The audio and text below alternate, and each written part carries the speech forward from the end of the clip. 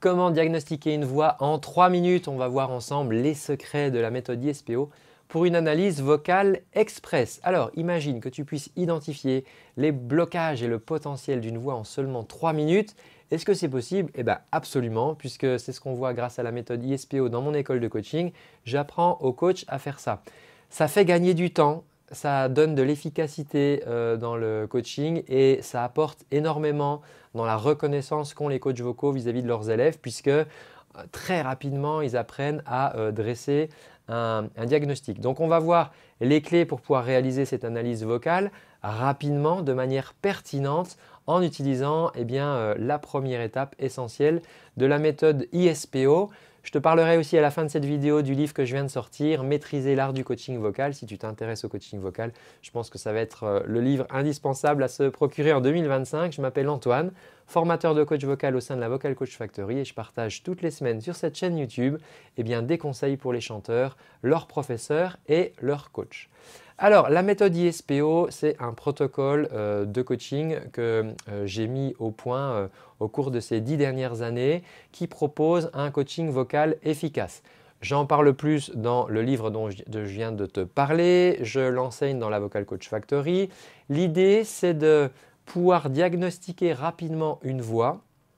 Pourquoi? Parce que c'est une compétence hyper précieuse pour un coach vocal. Le chanteur chante devant toi.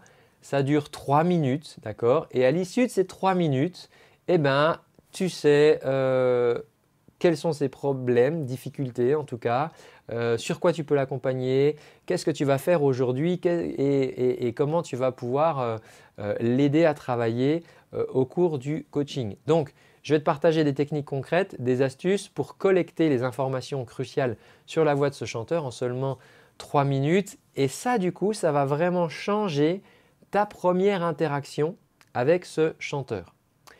C'est vraiment essentiel pour moi de pouvoir fournir un diagnostic rapide. Pourquoi? Parce que ça va instaurer de la confiance dès le début. Plutôt que de faire chanter le chanteur une fois, 2 fois, 3 fois pendant 20 minutes, puis après lui dire « Ok, tu veux progresser sur quoi ?» Ce qui est un peu mou, je dirais, dans l'approche. Si tu peux pointer rapidement des détails pertinents dans la voix du coaché, le coaché va se dire quoi? Il va se dire « Ah, enfin quelqu'un qui me comprend. Enfin un coach qui voit mes difficultés et je n'ai pas eu besoin de chanter pendant 20 minutes devant lui. » Ça va installer un sentiment de confiance instantanément. Ça va te positionner en tant que coach vocal comme un expert. Je sais qu'il y a encore beaucoup de professeurs de chant, de coachs vocaux qui souffrent du syndrome de l'imposteur. Mais si en 3 minutes, tu es capable de faire un super diagnostic bien étayé au chanteur qui vient de voir, ton chanteur va se dire « Ok, là je suis entre de bonnes mains, je comprends que je suis face à quelqu'un qui connaît son métier. » Ça va te permettre aussi d'optimiser le temps de tes séances.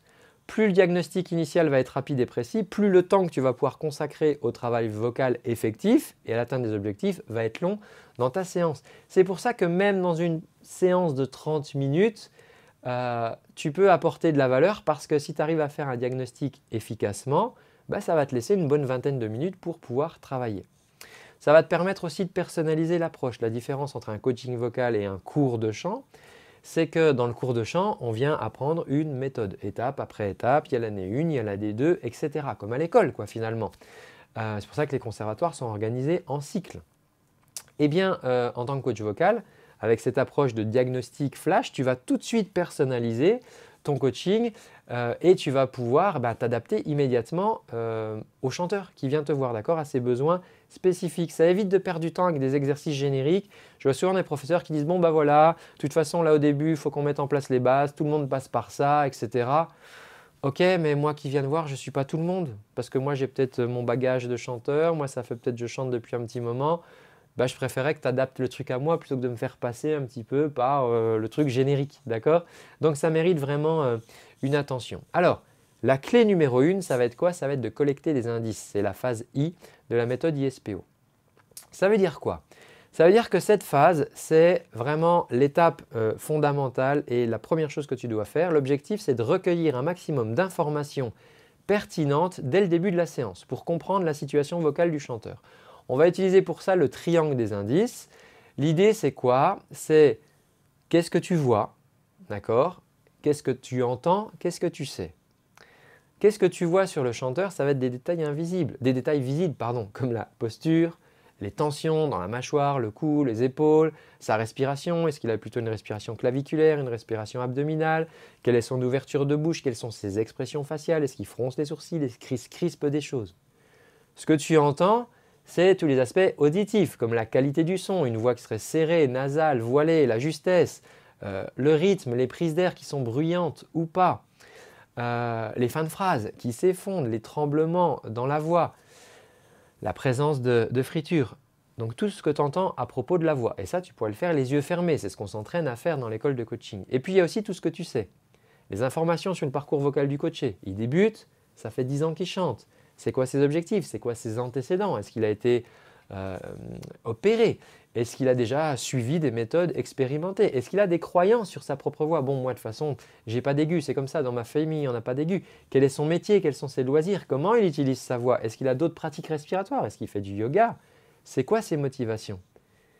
Et l'important, ça va être de combiner tous ces indices. Il ne faut pas se fier à un seul aspect, mais combiner en fait ces 3 sources d'informations pour obtenir une vue d'ensemble. Le coach doit être attentif à tous ces détails pour ne rien manquer. Parce que souvent, le diable se cache dans les détails. Tu sais, on a cette expression, et ben, c'est d'autant plus vrai dans le coaching vocal. Et on ne veut pas se laisser influencer par les premières impressions. C'est assez faux quand même quand il chante. Et je suis focalisé sur la justesse. Mais à partir du moment où je me focalise sur la justesse et l'injustesse, ben, je perds plein d'autres informations. Et c'est dommage parce que je pourrais fournir tellement plus à mon coaché si je recueillais toutes ces informations. Pour recueillir efficacement et diagnostiquer comme ça en 3 minutes, tu vas avoir besoin d'être en présence. C'est important d'avoir une présence hors norme, un niveau d'attention pleine et entière que tu n'as jamais eu dans ta vie envers ton coaché. Pendant 3 minutes, il est le centre de ton attention. Et dès les premiers instants, comprends bien que les chanteurs qui se sentent écoutés, d'accord, ils se sentent compris. S'ils se voient comme vus, je te vois, je te regarde, ils se sentent du coup écoutés. Et ça va être important, d'accord? Un chanteur qui se sent vu, il se sent écouté. S'il se sent écouté, il se sent compris. Ça va être important dans ta relation de coaching. C'est pour ça que tu vas vraiment aussi pratiquer l'écoute active. Tu vas accorder une attention totale, non seulement aux mots qu'il va utiliser, mais aussi au ton de la voix, à la manière dont il a de parler de sa voix, au silence qu'il va installer, aux expressions non verbales. Tu vas du coup mettre en place une observation laser, d'accord? Tu vas tout regarder, sa posture, peut-être même que tu vas te déplacer pour changer un petit peu ton angle. Tu vas regarder les mouvements de ses mains, les crispations de ses doigts, ses expressions faciales pendant qu'il parle ou aussi pendant qu'il chante. Tu vas observer évidemment les tensions. Tu vas poser les bonnes questions. Poser les bonnes questions, ça veut dire quoi? C'est-à-dire que tu vas poser des questions ouvertes sur son parcours, sur ses objectifs. Tiens, qu'est-ce qui fait que vous venez me voir? Qu'est-ce qui ferait qu'à la fin de l'année, vous seriez vraiment satisfait de ce coaching? Quelles sont vos sensations? Comment vous vous sentez? C'était comment sur ce passage-là? Pour recueillir au maximum plein d'informations clés. Ces questions, elles vont permettre de mieux comprendre l'expérience de ton chanteur et de ses problèmes vocaux. Tu vas utiliser aussi des échauffements comme outil de diagnostic. Ça va être intéressant pendant les échauffements de ne pas juste voir l'échauffement comme un truc un peu obligatoire. Bon, on fait des échauffements. Non, ce n'est pas ça. Les échauffements chez nous, ce sont des moments pendant lesquels on va pouvoir recueillir plein d'indices sur la préparation vocale, sur les réactions physiques, sur la posture du coaché, sur comment il se tient, sur comment sa voix sort. Et on va se concentrer aussi sur les premières impressions. Souvent, les premières impressions vont être assez révélatrices et vont pouvoir orienter le diagnostic. Ensuite, une fois que tu vas avoir identifié tous ces indices, tu vas les répartir selon des sphères. Donc l'idée c'est quoi? C'est d'avoir une classification, un découpage de la voix que j'enseigne dans la Vocal Coach Factory. Sphère 1, tout ce qui est autour de l'air, la respiration, ensuite les cordes vocales, les résonateurs et la psyché pour la sphère 4. L'idée c'est quoi? C'est de dire que tous ces indices-là, ils sont forcément des contributeurs d'un dysfonctionnement d'une sphère. D'accord? Si j'ai une respiration très haute, une respiration claviculaire, probablement que pendant cette respiration, j'ai aussi le ventre qui rentre, donc probablement que le diaphragme n'a pas d'espace pour cet angle, donc probablement qu'il y a assez peu de volume d'air qui est pris et ça va poser problème dans la sphère 1 au chanteur.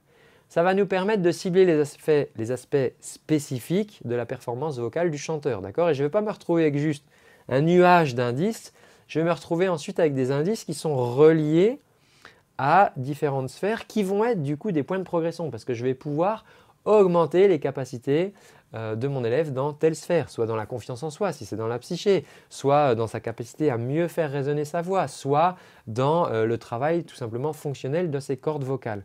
Donc ça va être important du coup, si je récapitule, pour recueillir les indices, si tu veux le faire méthodiquement, c'est ce qui va te permettre de pouvoir le faire en 3 minutes, c'est d'utiliser ce fameux triangle des indices, ce que je vois, ce que j'entends et ce que je sais de mon élève. Ça va vraiment t'aider à fournir un diagnostic rapide et efficace.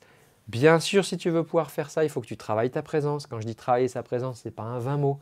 On apprend à travailler sa présence dans l'école de coaching. Tu vas apprendre à travailler l'écoute active, l'observation de tous les micro-indices comme ça qui sont parsemés. Cette première étape, elle va vraiment ouvrir la voie ensuite à une belle analyse plus approfondie, d'accord, à vraiment aller plus loin là, dans du deep coaching, dans du coaching en profondeur, mais juste parce que déjà au bout de 3 minutes, tu peux déjà donner plein de clés à ton élève, des voies d'amélioration, des pistes de travail. Ça va susciter la conscience et ensuite ça va faire baisser un petit peu la pression et toi tu vas pouvoir continuer ce travail encore et encore de recueil d'indices et du coup d'affiner un petit peu ton optique de coaching avec cet élève. Donc je t'invite vraiment à tester ça dans tes prochains cours de chant au coaching si tu enseignes déjà. C'est une vraie compétence, d'accord, à travailler. Et je casse la tête un petit peu à mes apprentis coachs dans la Vocal Coach Factory pour développer cette compétence, mais ils me remercient quelques mois après en me disant « c'est tellement plus facile maintenant que j'ai tous ces indices à ma disposition ».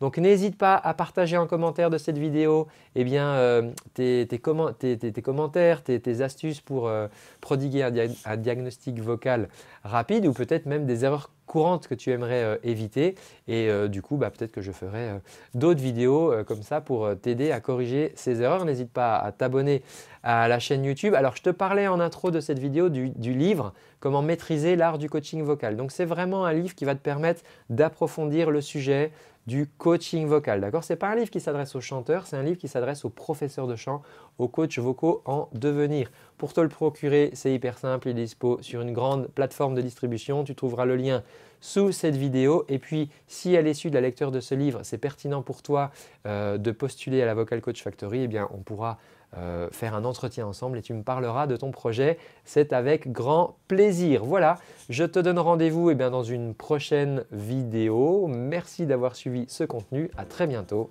Ciao.